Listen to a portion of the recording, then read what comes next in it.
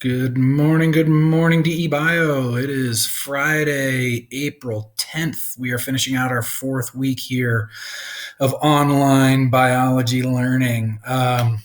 We're kind of making our way through our evolution unit, and I'm finishing things up before we dig into things. Let's pay a little respect to Bill Withers, who passed away this week, known for a variety of songs, but one of my favorites. It's not warm when she's away. Ain't no sunshine when she's gone. She's always gone too long. Anytime she goes away. What? Look up a playlist and listen to him. Classic. All right, folks. A couple things to talk about before we dig in. You have a quiz coming on Monday, and I want to clarify something that I posted in one of our documents from earlier this week. I had said that I would be bringing some chapter 26 material to you, and I've decided not to do that. So your quiz for Monday is just going to cover sections 1 and 2 from chapter 24 and sections 1 and 2 from chapter 25. That's it. So what you'll see for resources, things that we've covered this week, you had my PowerPoint slide presentation on Monday, that video lecture, and then these concept check questions that I want to spend a few minutes going over right now. And then finally, the chapter 25 reading guide that I'm going to post a separate lecture of the answers to that reading guide and just discuss some concepts from there. Those are the three things that you should be going to study. A couple kids texted and messaged and asked if this was going to be as difficult as the chapter 23 quiz. I think the chapter 23 quiz was tricky. Hardy Weinberg is never easy, even when I'm teaching it face-to-face. And so that's where I did throw one of the questions out from that quiz. That should have helped scores a little bit. And then hopefully you guys are taking advantage of doing quiz corrections to earn another 5% towards that quiz score. Please message me if you'd like to meet and chat just to go over anything from those chapter 22 and 23 quizzes. All right. I think that's everything. Let's get into it. Here's chapter 24, the concept check questions that you guys posted the other night. I think it was due by this past Tuesday night. So here's concept check 24.1, questions 1 and 2. I inserted this little graphic, and I'll have this document in the Friday folder, so you'll be able to refer to it. But it's just a quick overall of that 2-page graphic that you have in your textbook that's breaking apart or separating for us the pre-zygotic barriers from the post-zygotic barriers. And what I want to do is I want to clarify real quick what those really mean. What we're talking about here, guys, is we're talking about how species form. And when we talk about species forming, I'm kind of holding my hands like this because I'm saying, let's say we have a species right here, and then something occurs, some changes occur to the environment, or there's a separation geographically, or there's some genetic chromosomal stuff that goes on that I'll talk about here in a little bit that actually leads to subpopulations forming that start to diverge. And they start to genetically separate from each other and from that parent population. And by doing that, what we're doing is we're getting a creation of 2 separate species. And those 2 separate species, what we see, we talked a little bit already about, through your videos that you did earlier this week, that's all these concepts that we see in this graphic. These species become isolated from each other.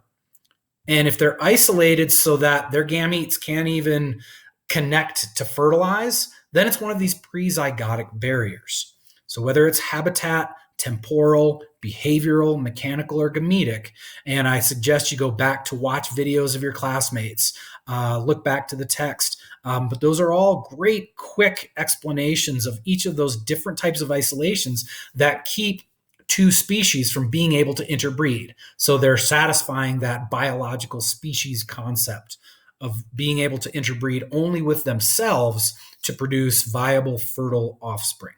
If they're separated by these means, then that's a pre-zygotic barrier. If we have 2 different populations able to meet up with each other and to fertilize egg meets sperm and fertilization happens, but if we have a problem after fertilization, we have things like reduced hybrid viability, reduced hybrid fertility, Or finally, even if the hybrid reaches reproductive maturity and produces a next generation, as some of you guys said so well in your videos, the grandkids of the originals, the grandkids, they actually don't survive. And so we have a breakdown of that hybrid potential species, if you will. So looking at the questions, it says, which species concept could you apply to both asexual and sexual species, and which would be the most useful for identifying species in the field? Well, the species concept the only species concept that you couldn't apply to both sexual and asexual species is that biological species concept. The biological species concept does not apply to asexual species. It only applies to sexual species because everything we look at in this graphic here all revolves around egg cell meeting sperm cell, so two different parents combining those cells to create the next generation. Asexual reproduction involves just one parent cell, usually, that copies its DNA, and we get that whole splitting of one cell into two.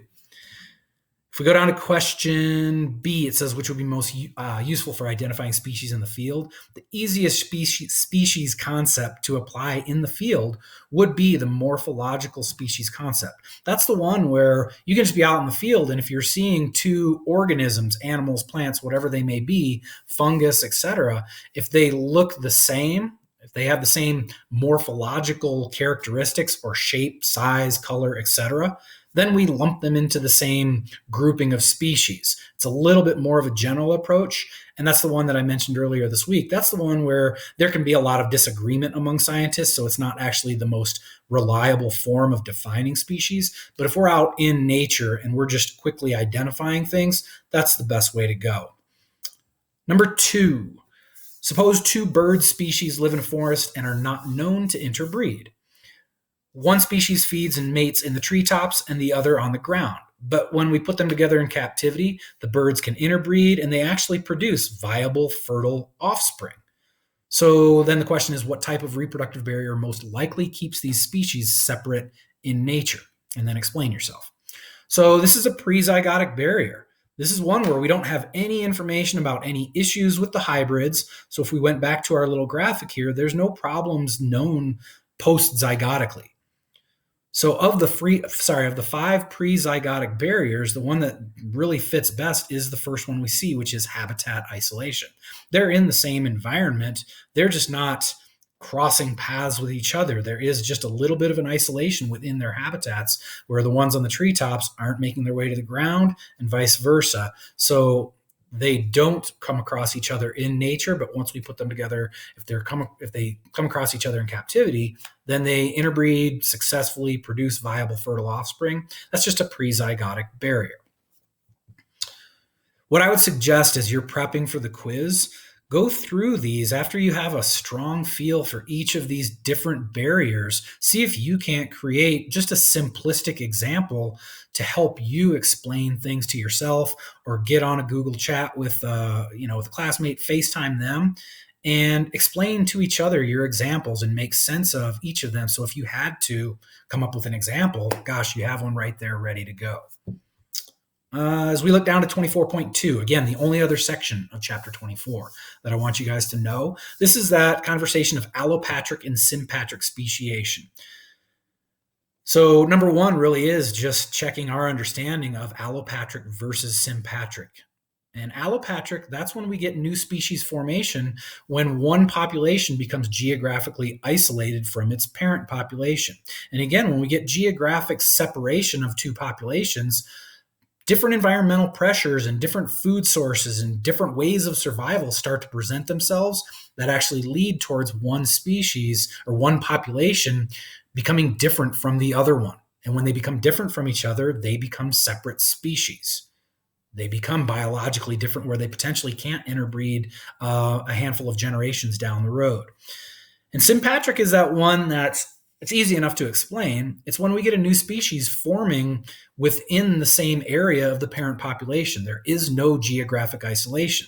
That's probably a little tougher one to explain or be able to visualize because, plug a mountaintop in between, two populations, then you can see where speciation would start to occur due to climate changes, food source changes, etc. But sympatric, if they're in the same geographic location, you're like, well, then why would one species start to form from that original parent population? Well, that's where we get into the conversation of things like polyploidy and just a little bit of habitat isolation that can lead to speciation. I put this graphic in here that shows a little bit more of that chromosomal situation and polyploidy, which can lead to a new population not being able to interbreed with the original parent population, even though they live in the same area. If you have a cell that goes through a cell division error, if there's some issue that comes down meiotically, and remember with meiosis, we get a creation of a daughter gamete, a sperm cell and an egg cell, or an egg cell that has half the chromosomes. If there's an error, we actually get potentially a daughter cell that has not the requisite number of chromosomes for that species. And from that can lead to just a complete chromosomal separation where the new chromosomal population isn't able to interbreed with the old chromosomal population just due to chromosome numbers that don't match up. And there's more detail in 24.2 that I'm not going to ask you guys to know. But I want us to at least get a little bit of a grasp of that understanding of sympatric populations and sympatric speciation can form from just meiotic errors that lead to chromosomal differences in a subpopulation compared to the overall population that it's living within. If we look at number 2, describe 2 mechanisms that can decrease gene flow in sympatric populations, thereby making sympatric speciation more likely to occur. That first one is the one that I would ask you to focus on. Is this one that I'm highlighting right here, which is changes in chromosome number of a subpopulation. The other one is habitat differentiation. This one I think is very understandable. Think back to that bird population from earlier in number 1, where that bird population, we have one that mates up in the treetops and one that mates down on the ground. They're in the same environment. There's not a major geographical separation. They're right there, same climate, same lots of things, but just due to not crossing paths and maybe potentially having different food sources, different predator-prey relationships on the ground versus the treetops, that can lead to, over many generations, speciation in itself. And so that's what we would call habitat differentiation. The last question, is allopatric speciation more likely to occur on an island close to a mainland or on a more isolated island of the same size? Well, if we go down to that, allopatric speciation is less likely to occur on an island that's close to the mainland. And that all just comes down to, if an island is close to the mainland, there's an increased chance of gene flow. I mean, maybe it's birds that can just fly over that short distance from the mainland to the island. And so there's gene flow or migration happening back and forth that doesn't allow for separation, that divergence to create new species allopatrically. And so when that island is much more remote, much more separate from the mainland, there isn't that opportunity for gene flow to occur from the mainland to that island that's way, way, way, way, way out there. And so you have more of a chance for the life that's on that remote island. You have more of a chance of that species that's out there to develop its own genetic characteristics for survival as it adapts to whatever pressures there are on that island. Again, I modified this. Your document that you're looking at may say, it says here, we will touch on some last evolution concepts of chapter 25. Your document may also say chapter 26. Don't worry about chapter 26 for Monday's quiz.